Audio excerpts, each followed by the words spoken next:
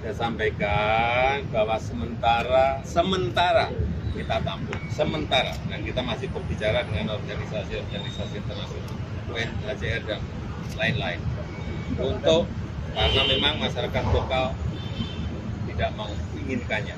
Ya.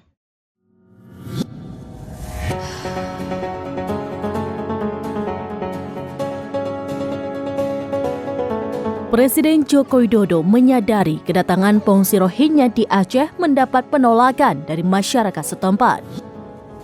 Kendati demikian, Presiden Jokowi menegaskan tetap akan menerima dan menampung sementara pengungsi Rohingya tersebut. Kepala negara menyadari masyarakat di Aceh tidak menerima kedatangan para pengungsi Rohingya. Sebelumnya, Presiden Jokowi mengatakan bahwa pemerintah akan memberikan bantuan sementara sebagai bentuk kepedulian dan kemanusiaan. Jokowi juga menyebut pemberian bantuan kepada pengungsi Rohingya dengan mengutamakan kepentingan masyarakat setempat.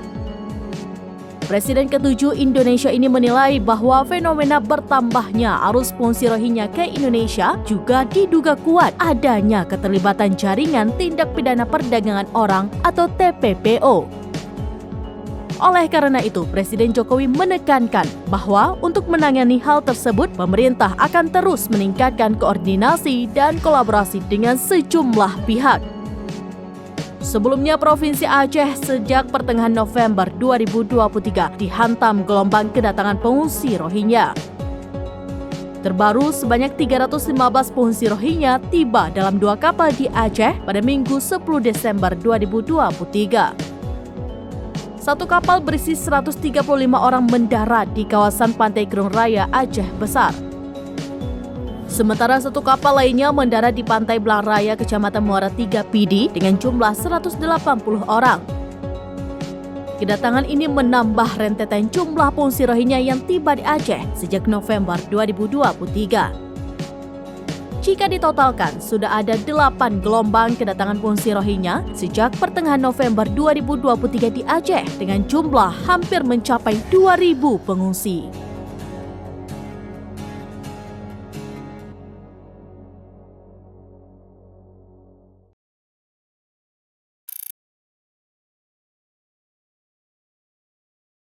Download Tribun X sekarang, menghadirkan lokal menjadi Indonesia.